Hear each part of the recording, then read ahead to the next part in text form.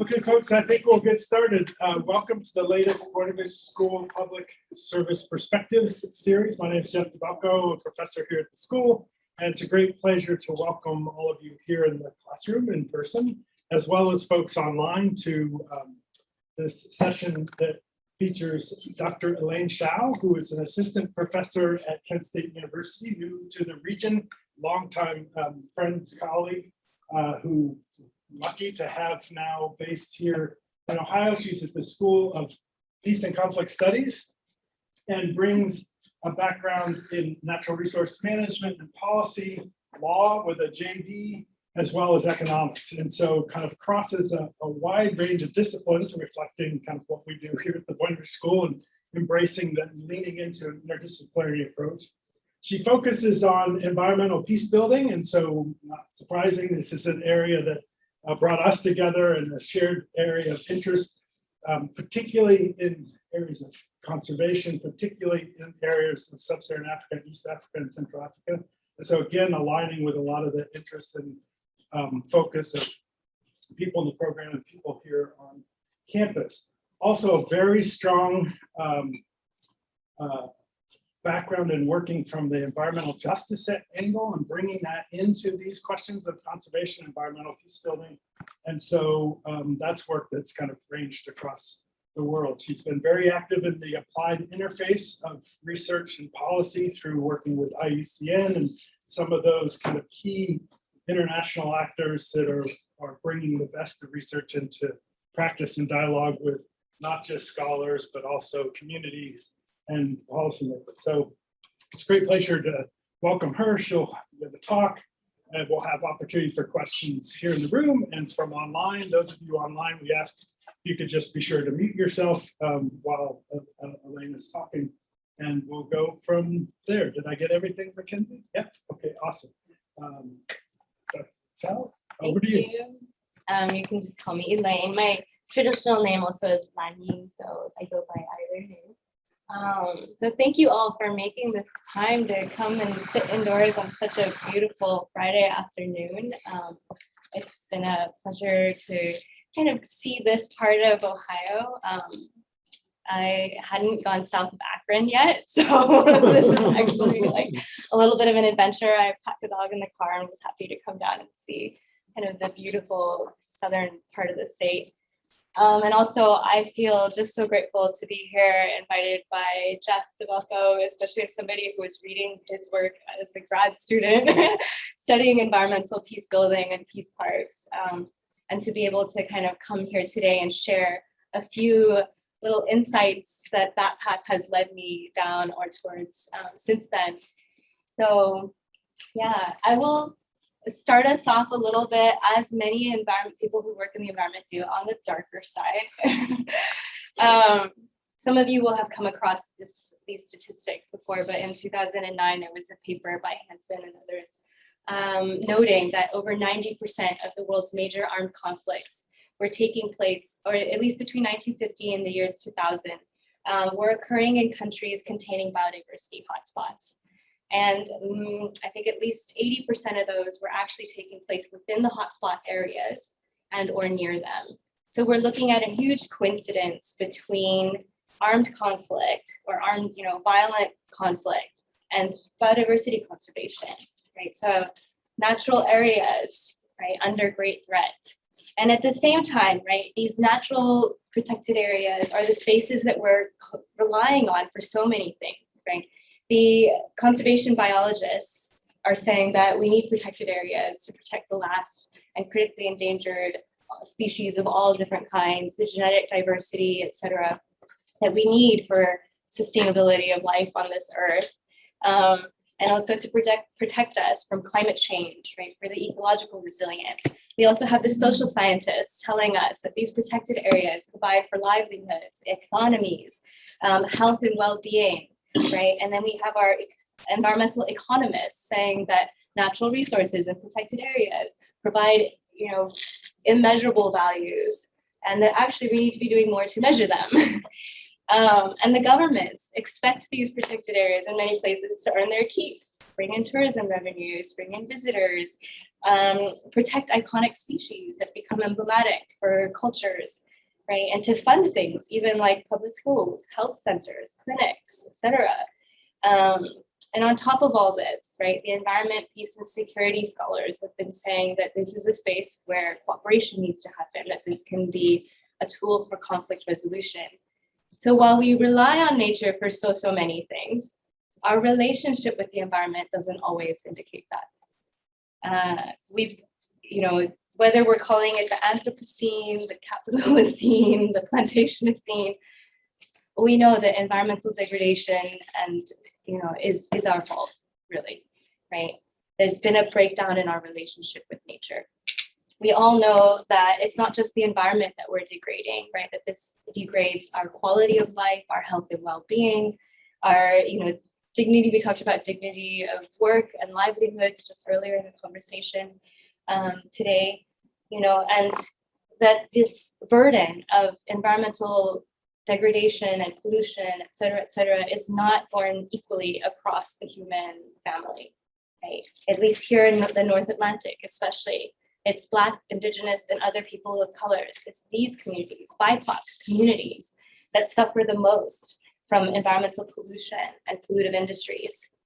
While in the global majority, right, this is what we have sometimes called the global South, is asked to protect its so-called pristine wilderness from the development that's being brought in by the global North. And every year, environment and human rights defenders trying to protect those spaces are fighting the companies that are coming from the very same countries that are bringing in their eco-tourists in these spaces. So environmental protection has not been equal.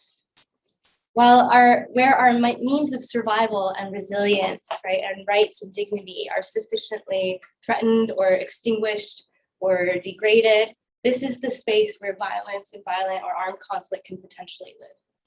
So, as an alternative to fight, though, we have the long kind of practice of flight, moving. We could always move, migrate, right? And so actually what the Intergovernmental Panel on Biodiversity and Ecosystem Services is predicting is that by 2050, 50 to 700 million people could be displaced. What the World Bank says is that internal displacement within country borders alone, in 6 major regions of the world, we could be looking at 216 million people. And there are other people, saying that these numbers of different kinds of migration due to environmental change, climate change, environmental degradation could be upwards of over 1 billion people by 2050. Where are we all going? There are also ecologists saying that already half of the planet's species are on the move because of environmental change. And we all know that climate change, right, is a threat multiplier for armed or violent conflict. So can you imagine, right, what the world will look like at these levels of environmental change and displacement? Multi-species migration, I'm not just talking about human displacement. At this point, we can kind of forget about many of our SDGs, our Sustainable Development Goals, or biodiversity targets, right? Under this level of sort of extreme socio-natural disruption. So there's, taking us down the path of dystopia. I want to come back to this idea of environmental peace building in this context. Because I think actually the most radical and transformational thing that we can do to protect life on Earth is to return to a whole community through the basics of trust building, strengthening relationships, managing conflicts through dialogue and community building, and through kind of radically, diversely inclusive collaboration. Something that can actually reinforce the deep interconnectedness that we have with other life on Earth. So I'm not just talking about conflict resolution within the human family, but outside with other species as well. Johan Galtung referred to this as eco-peace, basically interspecies cooperation. So we are going to have to work together if we're going to weather all of the changes that we're foreseeing in the future. And I think change is not necessarily bad, right? Actually, for social justice, we need change. For environmental restoration and regeneration, we need things to change. right? And by above all, what we need is peaceful change. So, and by peace, I mean positive peace, free from violence, right? With justice. So I think there's a lot to explore there.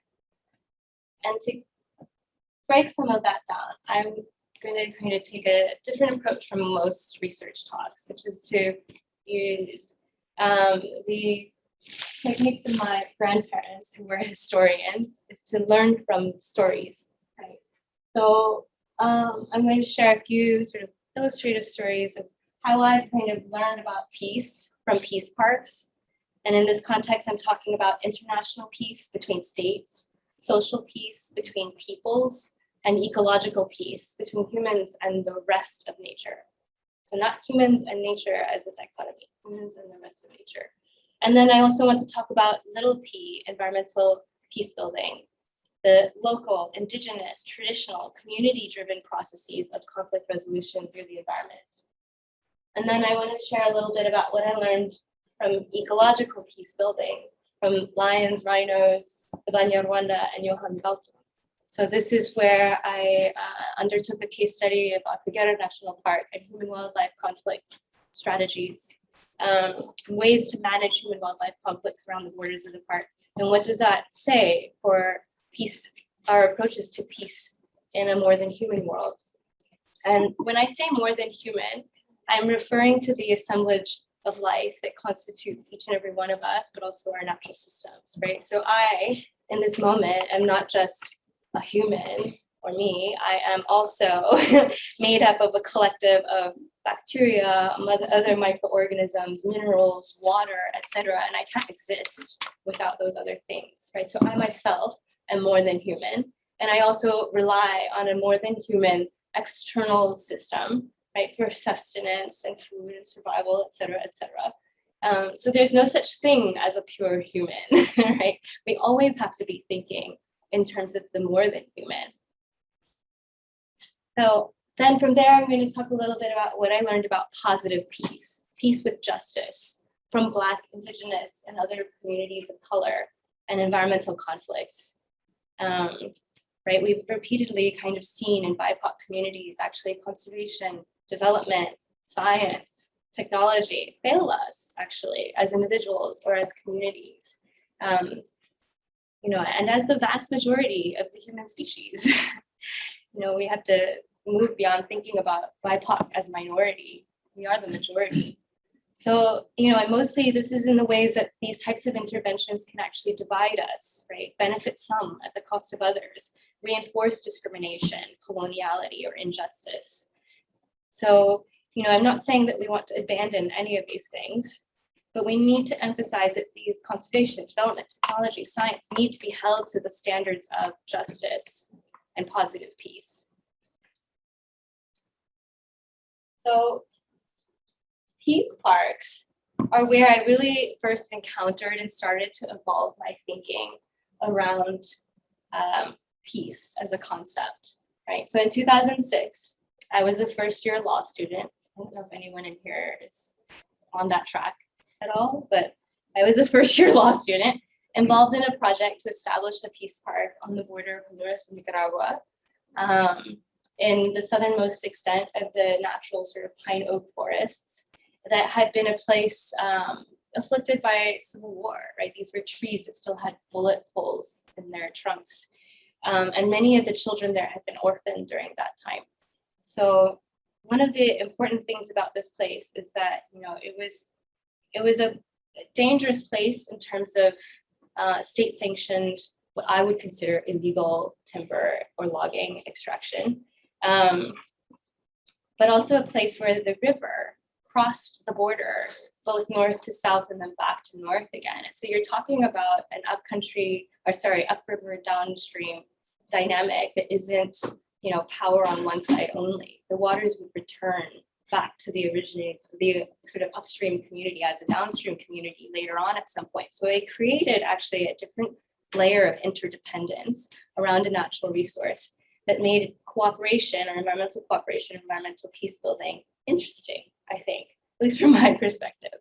And especially because I was somebody who was there because I love mountains and forests, right? But if you talk about trees in a place where illegal logging is the kind of major threat,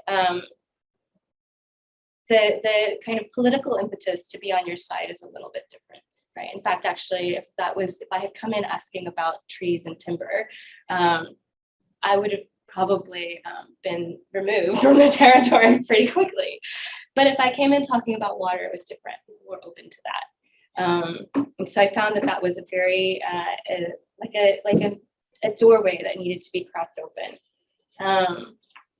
And that's the kind of thing we do with environmental peace building, is look for those natural resources that open up spaces of dialogue. In 2009, I don't know if some of you will remember this, but there was a coup in Honduras, that led the Nicaraguan government to actually cut relations with the Honduran government, which it recognized as illegitimate. And that stalled actually our negotiations around a possible peace park between the two countries.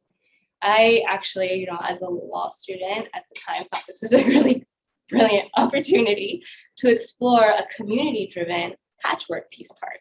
So this idea instead that we could do transboundary cooperation, village to village, town to town, mayor to mayor, department to department, or their equivalent of counties that we have, and to sort of piece or stitch back together a fractured war-torn landscape through conservation in this very small scale way that actually could be much more resilient to political conflicts, right? Or the social conflicts that often happen between governments. This again means that we need to develop those relationships of trust, those habits of cooperation, from the small scale all the way up to the large scale in order to succeed, to give meaning to that word peace in peace parks. I began to refer to peace in three ways through that process, right? Again, international peace between the states, but also social peace between peoples, and then that ecological peace between humans and the rest of nature. Unfortunately, though, I think the potential for peace parks or peace through transboundary conservation has often been overshadowed by criticisms of conservation-induced violence or injustice, human rights abuses, right? Including rape, violent arrests, the burning of homes and farmlands, by park rangers, sometimes funded by international NGOs, like the ones we are used to seeing here. I won't name names, BuzzFeed's already done that for us. But if peace parks based on this sort of fortress model conservation, right? Conservation by exclusion, territorial exclusion, has been criticized in places like, East and, across Africa, actually, really. But in many other cases, for being plagued with these kinds of stories of forced displacement and violence and human rights abuses. And to say, that this is a disappointment for somebody who's interested in peace parks is kind of toning it down a little bit, right? So I started to think about these peace parks as, we're trying to work through international peace for ecological peace to kind of improve relations with the environment and these spaces, but the social piece was missing, or at least not being considered in the way that it needed to be, right? So interlinking these three kinds of peace, so important, right? Because actually where the social piece is undermined, that's also where your ecological piece will be threatened. That will to conserve and protect the environment when it's seen as the force for displacement from both land and rights of access to resources, etc. That's not motivating for people then to support the conservation movement itself. So again, thinking about peace in these types of places as international peace, social peace, and ecological peace simultaneously is so important. This is also where I started to really explore little p, environmental peace building, a lot more. So this is a term that I've been using that borrows a little bit from what the development world refers to as big D development and little d development. So big D development is your kind of UN, governmental or multilateral NGOs or international organizations coming into communities to do development, very top-down, globalized approaches, copy-paste solutions from this country to another, right? versus little d, grassroots, local and indigenous, self-determined, right, ways of development, maybe even development alternatives or alternatives to development. So big P environmental peace building might look like the UN environmental program coming into Liberia after the conflict to try and control diamond and timber resources, right? Or little p environmental peace building could look more like, you know, the elders in the sacred groves of Kitapo, the Kitapo Valley, which is on the border of Uganda and South Sudan, where they come together when the intertribal conflicts start to get a little too violent, right? They come together in these sacred groves after a ceremony of purification to negotiate peace between their communities. And in that process, or at the ending of that process, they break spears or confiscate weapons, right? As a symbol of peace. And these groves are special, not just for these peace processes, but also for environmental care, right? They know that these groves provide for them things like rainfall, clean air, protection from dust and sun, too much sun, right? That they can sometimes also provide for food, right? And they care for these spaces for all the things that it gives to them as well. So this represents a system of mutual care, right? Interspecies cooperation, eco-peace, as Johan Galtung said. In Akagera National Park, I really got to explore more this idea of sort of interspecies conflict management and peace building more deeply. So just to give you all kind of a brief and very selective history of Akagera National Park, which is in eastern Rwanda. On its eastern edge is Akagera River, which is the border with Tanzania. So this park was, or before it was established, it was already very sparsely populated, sometimes with pastoralists utilizing mainly the grassland areas for feeding of its livestock. And that would have been kind of in the northern Mutara rangelands. Oh, you can't really see very well. Get a map of it. This one? Yeah. Okay. Sorry for the people online. But in that northern part is where you have those rangelands where the pastoralists used to move through. And then they would sometimes live a little bit in the eastern region where they would actually have, you know, some of their homes. But most of the rest of the area, especially that central region and into the south, was marshy wetland with lots of tsetse flies and things that they made that, so they didn't want to actually settle there, leaving most of that region uninhabited. Then in 1934, the national park was gazetted, establishing one of the largest wetland protected areas in Africa, protecting the Akagera River, which is part of the Nile River watershed. And after the genocide, there was actually, and I'm talking about the war, the genocide of the Tutsis, the war in Rwanda, there was a field visit that estimated that basically 90% of the national park's large mammals were killed. And so in 1997, the park was re-gazetted at half of its size, more or less that dark border that you see there. And at this time, it was largely also not just because many of the animals were gone, but because large populations of refugees were being resettled into this territory, being given property to live on. So while the park was dramatically reduced in size and the human population dramatically increased in size, human-wildlife conflicts, you can just imagine. By this, I'm talking about, you know, situations where wildlife kills livestock or damages agricultural crops, or sometimes also harms or kills people, you know, escalated. Retaliatory poisoning and illegal hunting also increased at this time and led to the extirpation or the local extinction of lions by 2006 and of rhinos by 2007. In 2010, just a few years after that, the Rwanda Development Board, which manages its national parks, partnered with African parks through a public-private partnership to establish the Akagera Management Company. This company, one of its main goals was to increase the economic productivity, one of those many things we want parks to do for us, right? to increase the economic productivity of the park through tourism revenues, which meant that they wanted to bring back, and they did, reintroduce lions and rhinos. And they also built roads and hotel infrastructure. But in order to bring back the lions and the rhinos, they needed to be able to guarantee that they would be safe, that they weren't going to get killed again or accidentally die off. So this meant that the park needed to scale up its security through an electric boundary fence along that entire western side of the national park. Special forces trained law enforcement, rangers, a canine team, many new cameras and shiny surveillance technologies, et cetera, et cetera. This is what I would call the negative peace approach to human-wildlife conflict management. There are also other ways that human-wildlife conflicts are managed in this space, including compensation schemes for the local communities who lose, crops or livestock, right? They can actually apply for reimbursements for this kind of damage to their properties.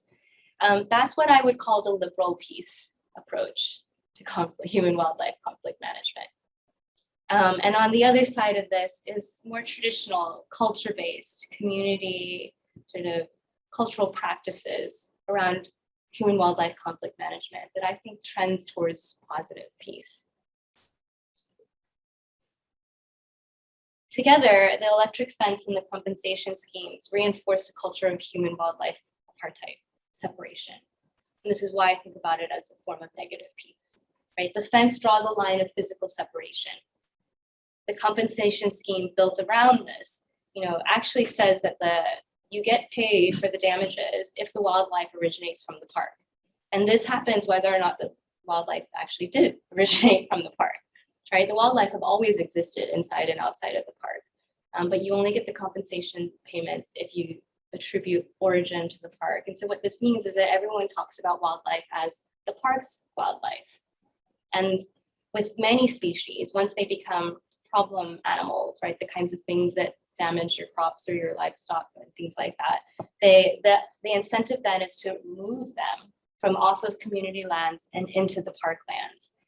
So this, changes the animal or the wildlife as a life with which we seek coexistence into something that, captures it as a subject of, displacement and also environmental capitalism, because the compensation scheme is now funded by tourism revenues, right? So some of the money from the tourists who come goes into a fund that then is used to pay back farmers or people living around the national park for damages from the crops. So again, you have this incentive, right? You need the wildlife in the park to generate the tourism. You need the wildlife in the park so that it's not a problem on the community lands.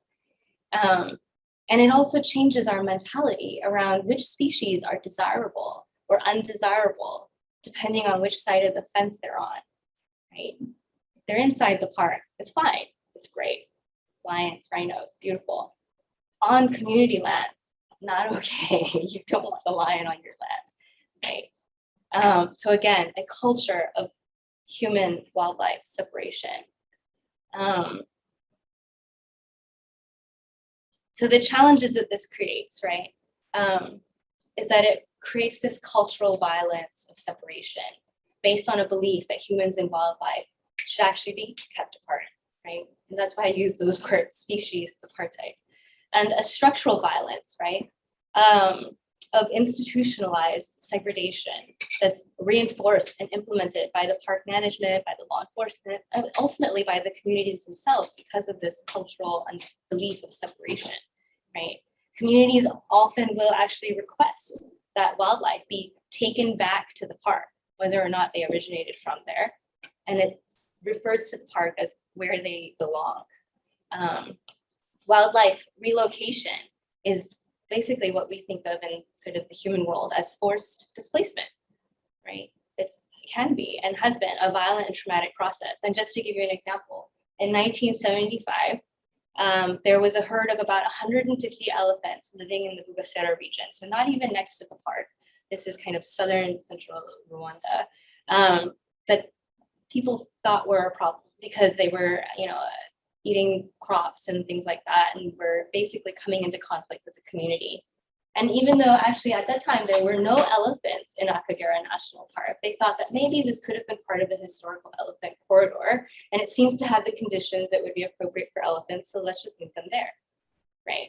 So out of 150 elephants, they transferred 26 by military trucks, helicopters, all-terrain vehicles, cages, strong boats, whatever they needed to move them. 26. All of the rest, 26 out of 150, all of the rest were shot and killed because they were too old, too big to move. There were actually about 4 young elephants that were too young to even be weaned from their mothers. They had to be bottle fed when they first moved. So, and elephants, we know, for those of us who are interested in elephants, right, are a very family bonded system, right? It was truly, genuinely a traumatic experience for these elephants. And obviously now today, right, translocation practices have evolved and they can move herds. They don't have to kill off so many of them like they did then. But this was something that was really celebrated at that time as something positive for conservation, as a way to manage human wildlife conflicts. But I think again, it's a mode of negative sort of peace approach to dealing with human wildlife conflicts. As an alternative, there are cultural forms of ecological knowledge that could help to mitigate human wildlife conflicts and enhance those sort of more positive ecological peace relations between humans and other species. So in Rwanda, the local communities are called umudugudu, and they have usually a chief that's elected. In the umudugudu of Ndego, the chief actually was telling me that he grew up as a refugee in Tanzania, but they lived alongside hippos, which were very common in the place that he had was settled in after the refugees were brought back. So he was very familiar with their patterns of sort of late night crop raiding and 3 a.m. return to the lakes. And he basically taught his community how to build their homes on platforms, right? And also to put platforms around the trees to protect the fruiting trees that they use from the hippos damaging them in the nights. And there was another man, another elder, a muse, who told me that his family, his personal totem is the lion, right? Who don't live in the community lands, right? But they're inside of the park. And this was a source of great pride for him, that this was something that was brought back to the country and that he lived near. He also told me that his wife, her family's totem was a small frog that didn't exist in the Akagera National Park, but actually this system of care for the totem species of the family extends not just to that one species, but to any frog in the region. And so, in his family, they don't kill or hunt or do anything which would harm any frog. So you can see there's like a spillover, right? Effect that happens with this cultural practice of basically what I would consider this interspecies sort of cooperation, the ecological piece. That's really, really important. And people teach this to each other, right? And they also hold other members of their community accountable to their, sort of rules of protection of their totem species. And this kind of thing, this sort of kinship care, relationship of mutual care, is the kind of sort of positive ecological peace building that I think they really need to revitalize and restore or strengthen. Some of you might be a little skeptical though, and might be thinking that, sometimes these indigenous or local ways are a little too outdated or too small scale to be viable in the face of kind of modern science, technology, and development. And fair enough, but I do think also we need to be a little bit critical of those things as well, right?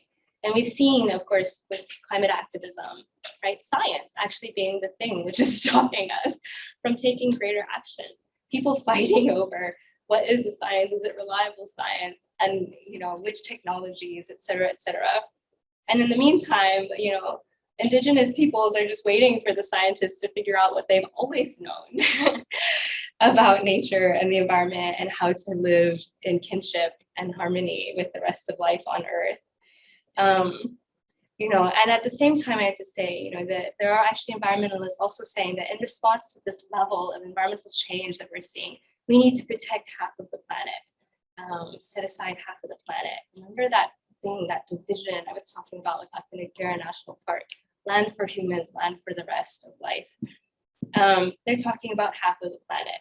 There are some studies that also say now that actually, if we looked at all of the areas where there's kind of significant biodiversity interest and set aside that 50% of the planet, we would impact 1.8 billion Indigenous and traditional communities, already marginalized communities, and again, displace them. This is on top of those other numbers of displacement I was talking about before. The other thing too is to remember, right, that those intersecting areas of the world's major armed conflicts and biodiversity hotspots, these also represent the places where endangered or languages are the most endangered. So we're talking about our most threatened cultures on Earth. Something there needs to be kind of re-examined. The other thing too, right, we talk about climate technology could save the day, right? But technology actually has been one of those things, those destructive industries that has been coming into so many of these communities and taking the lives of environment and human rights defenders. Right? We know in the environmental justice movement, not in my backyard, has been one of these really divisive conflicts around the environment that impacts discriminatorily on Black, Indigenous, and other communities of color. And, you know, even at the global level in the United Nations, right, we can't even figure out appropriate technology sharing, right? So some countries are going to build seawalls and have desalinization plants, and then others are going to just swallow into the ocean. And where do those people go? We actually don't even know at this point whether or not climate migration and assimilation constitutes cultural genocide. You know, this isn't something that we've talked about or figured out. Development has also proven to be unsustainable and, uneven. COVID made things worse, right? With poverty indicators declining for the first time in years, and income inequality expanding, right? In correlation violence has gone up. Sustainable development isn't enough, actually. We need to be thinking way beyond doing less harm and trying to figure out regenerative development, renewing the natural regenerative capacities of human and ecological systems so that we can improve on the degraded, polluted, depleted environments that we now live in. So, and for much too long now, right, the battle between conservation and development has been conflict-based, one against the other, right, persistently othering to shame non-conformists while kind of blindly or maybe willfully ignorant of their own injustices and biases.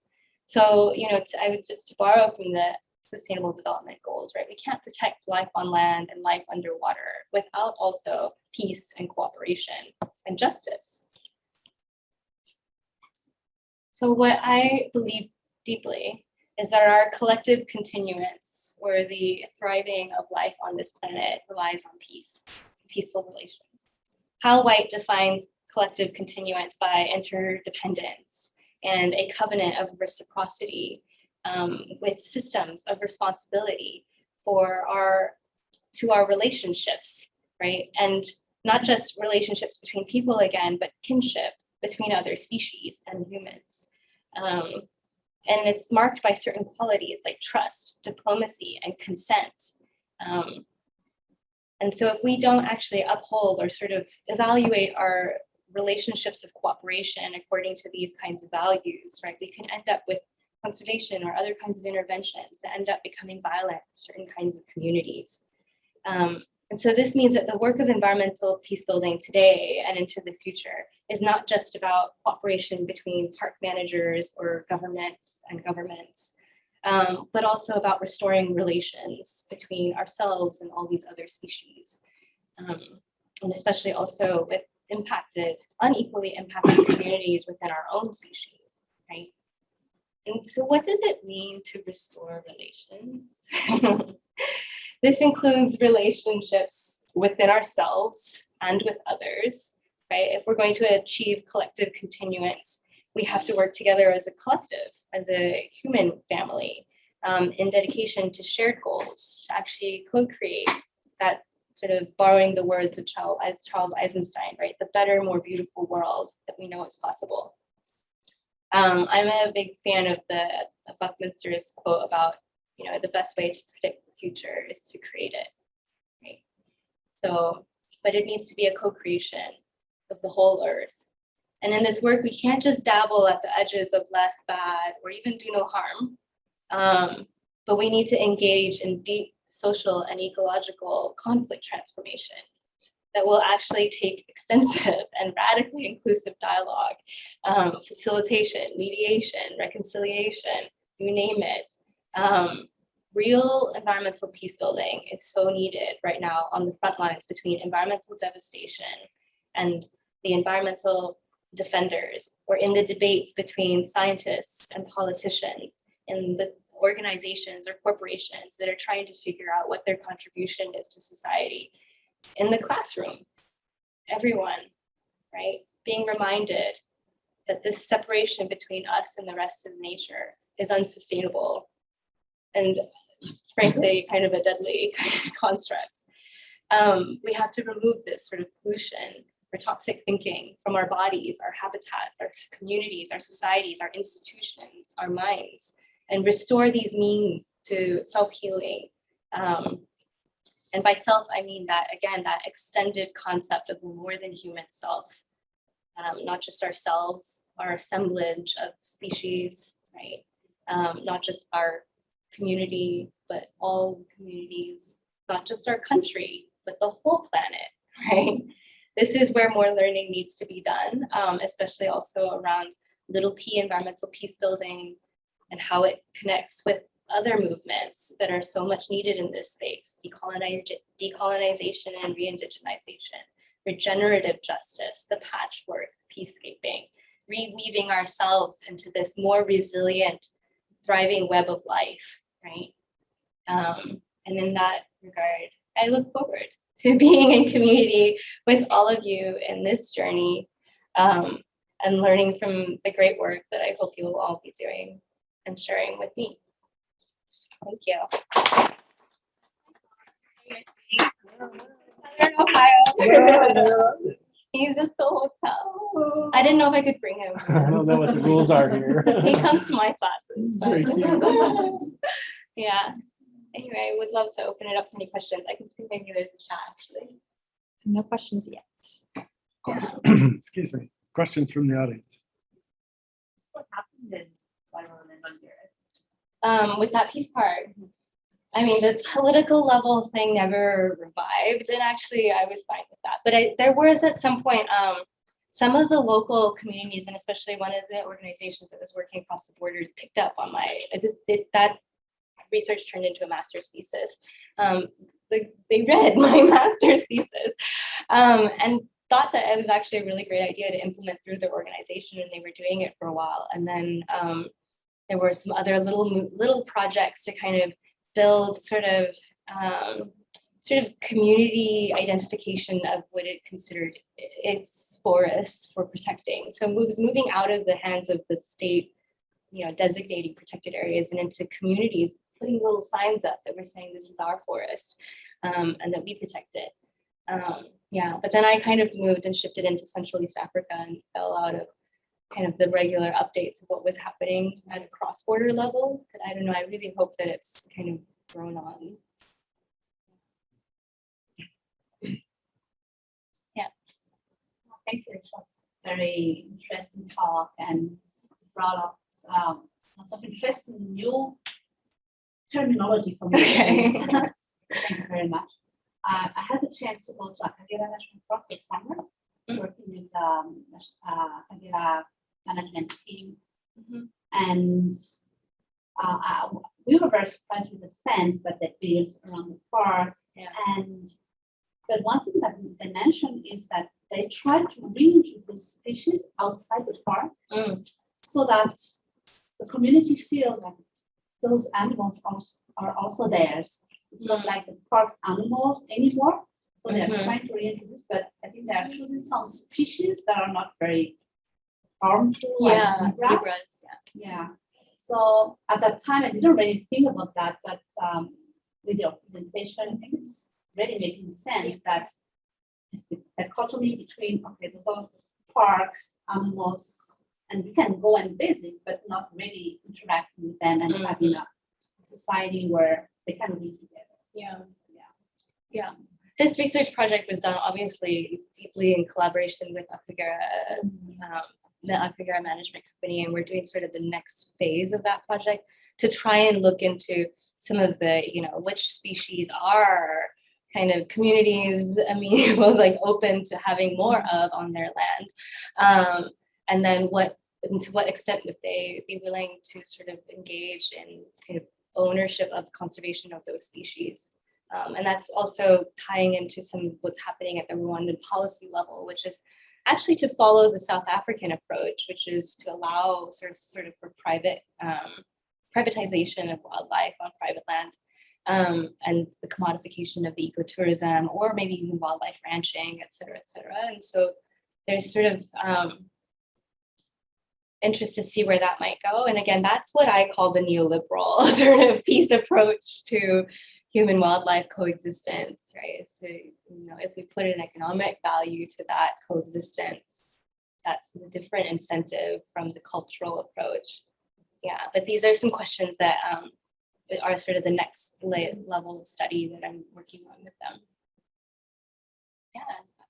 Hi, thank you very much. I wonder if you can expand a little more about how to create awareness on the concept of social peace. Social peace. Okay. Awareness of it for conservation managers. Awareness. Yeah. Broadly, well, so I think this is happening for us in the, as conservation managers or science, people in that community. It's like increasingly like it's community activists, social justice activists, et cetera, even the news and the media are picking up on this, that are saying, conservation or things like this are not just, and it's happening at the expense of human rights abuses or at the expense of human communities, et cetera, et cetera. That critique has been kind of growing and growing now to the point that, some of the major NGOs have been put under investigation by the UN bodies, right? So I think that awareness is raising about the injustices, and that's pushing some of the conservation donors and organizations to think about what does at least conflict sensitivity mean in our work. And so I've seen that kind of growing awareness. I think you could probably speak to that as well. But I think that the next level that needs to happen is this actual embrace of basically social justice and environmental justice as the work of environmental conservation and protection, because those have been kind of unaligned for a long period of time. And I think there needs to be just much more awareness around how they can work together. And I think that needs to happen that can happen from many ways. I think partly just learning from each other about like what are the interests and sort of the the agendas of the environmental justice communities are slightly different, right? And so how does that start to connect, or can it, with conservation? And I think that's going to push the conservation community again to move away from this sort of species apartheid approach to conservation. Yeah, I don't know. I'm sorry, it's not a very targeted answer. Yeah. Maybe this is a time. Maybe this might be the time to get an idea, perspective on external knowledge or information about something I'm concerned about. I don't know how you can address how cultural beliefs or practices, hinder peace in an environmentally induced conflicts. We get an example from my own country, and there is definitely in the northern part of my country, in Nigeria, is where they normally have the pastoral farmers who normally call the Fulani housemen, things like that. They are predominantly in the northern part of Nigeria, and they, due to environmental change, climate change, things like that, we're having things like sand dunes, desertification, the drying of the Chad and stuff like that. So you could see how this, forced this itinerant Fulani housemen to migrate to the southern part of Nigeria, where there are more vegetation and stuff like that. So And of course, maybe you've seen the news every time you see communities, they just, farmlands and farmlands and things like that. And whenever the farmers or the community stop, they just carry guns and kill everybody and stuff like that. Now, the concern I have in this situation is that predominantly the northerners are the ones who live in Nigeria. They have the political power, political strength and stuff like that. And most of them, even the present president now is a Fulani houseman, and he has over 1,000 cows. The one trying to come in now as the new president is also, he say he has over 1,000, stuff like that. So in this case, they really want their business to thrive. So now, you mentioned about technology too, and other innovations we've seen. I saw in Israel where they have ranches and things like that. And this is one thing I believe that will help to mitigate that challenge of conflict if all these businesses are being run. But there is this cultural belief that they believe that the only way their business will thrive is only if it moves. It doesn't have to be placed in one particular region. So the cows must have to move. Yes. We are always moving. Yeah. We are itinerant. We must move. Right. And look at what the movement is causing: conflict, violence, killings, and things like that. So, how do you really address this issue of this cultural belief, preventing peace to reign in this kind of circumstance? Yeah. So peace, again, we have to kind of return to the original theories, right? Peace is not the absence of conflict, it's the absence of violence. So conflict is okay, but we have to manage, and it's got to be kind of well engaged conflict, manage to be nonviolent and all of that. So I don't think conflict is bad. And actually in that case, you're asking a timeless kind of, you're dealing with a time sort of age-old conflict between agriculturalists and pastoralists that has existed in many, many places and will continue to persist the more and more our societies sort of, demand sort of a sedentary livelihood, right? But actually what we know from pastoralists is that need to move has an underlying sustainability and social and ecological resilience sort of built into it that's necessary for that livelihood to be, an ongoing practice of millennia. And so I don't think that that's a problem, actually, that movement itself. Where it's becoming challenging is this, like, okay, they're moving into spaces where people maybe don't want that activity in their territory. And that's, again, it's a question of dialogue, right? And dialogue is how we deal with cultural sort of beliefs and attitudes or assumptions or perspectives that come into conflict or come into difference, right? So again, this is going back to basic conflict theory, right?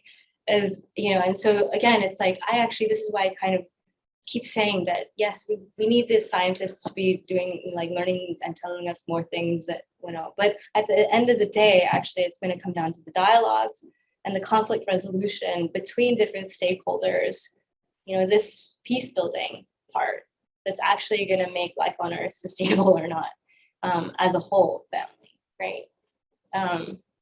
So I think it has to come down to there. And one of the other things, again, is like, if you can artfully manage those dialogues, right, then it doesn't come down to just this cultural assumption over that cultural assumption coming into conflict, but digging deeper into where does that come from? Why do they need to move with the cows? What is that doing for the earth? What is that doing for the cows? What is that doing for the people that we want and we need? Because once you start to understand the underlying things, the other sides might actually be more open to allowing for that movement.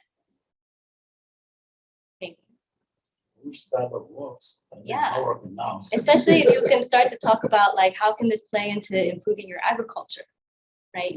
Again, like, going back to the basic conflict management kind of stuff, you're talking about how do we now look at mutual gains, collaborative problem solving kind of stuff. So, what can they do? Help to cut down certain plants that aren't wanted, fertilizer for the soil, for the agriculturalists, or like many things, right? That the cows can also now contribute to the agricultural system if they're working together, right? So I'm just a big fan of that sort of approach, I think. Yeah. Fascinating stuff. I'm interested personally, your interests. I mean, obviously, that's some work in Central America, and now you're looking at East Africa. Do you think your future is these African peace building, or is there another area of the world that you're also interested in or starting to get engaged with? I know Jeff's work in the European continent. Yeah. What do you see your future? Thank you for that question. I appreciate it a lot, actually, because I think one of the things is that eventually at some point, it's like, at least for me, like I keep asking, what am I doing in everyone else's communities and not my own? Well, you know, I try to always have something also going on here, I guess, in the US where my family moved. But yeah, I do kind of, I have hit a point in my life where I'm starting to wonder, the people in those countries don't necessarily need me. I can learn a lot from them. Like hopefully shared today, right? Is that I've learned a lot from this research, but I see more and more now sort of an interest in bringing it back and pulling it back here into sort of North America, where I grew up and think of as home. And I see it also connecting to some possibly in the future to work in Asia. My parents are from Taiwan.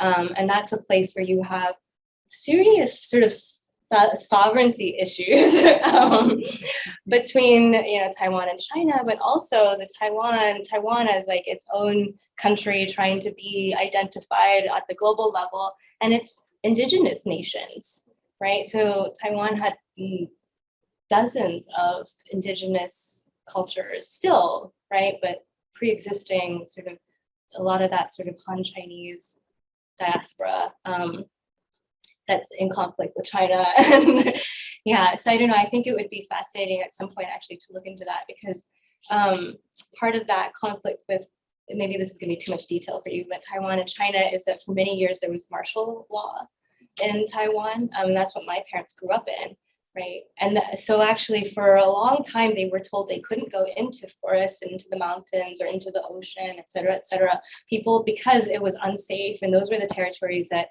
the military was based in order to, for security, right? They had the high elevation areas and then the coast they had to defend against China. And so in order to keep everyday citizens out of there, it was part of the martial law that those were off limits, no-go zones. And that, that the only people who really frequented those spaces actually were the indigenous people that were kind of like defiant of those policies, because that's their lands. And so there's this really interesting thing that's happening now where like younger people today are suddenly interested in exploring nature again, but their parents didn't do it.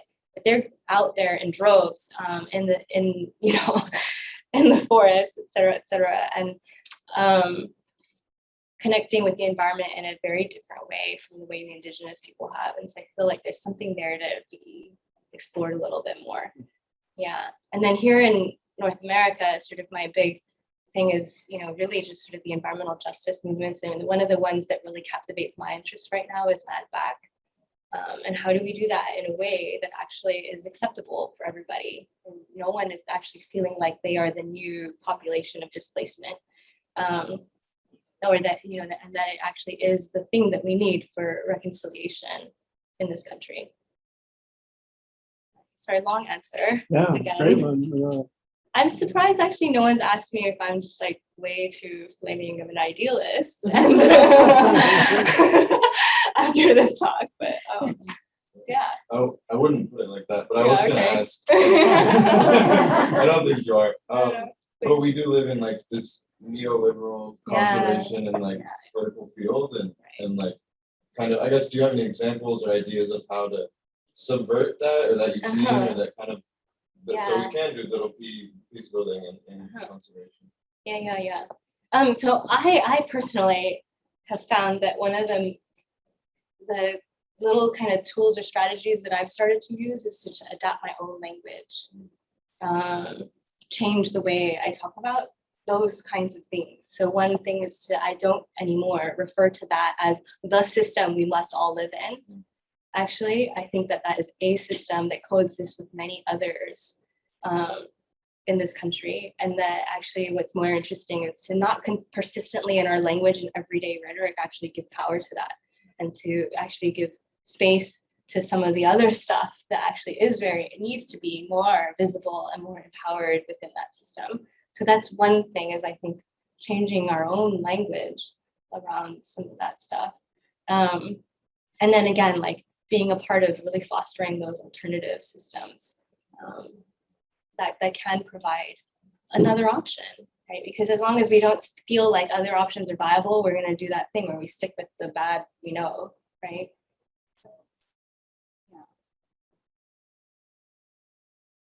Yeah. Mhm. Well, we've even gone a little over, but no, it's great.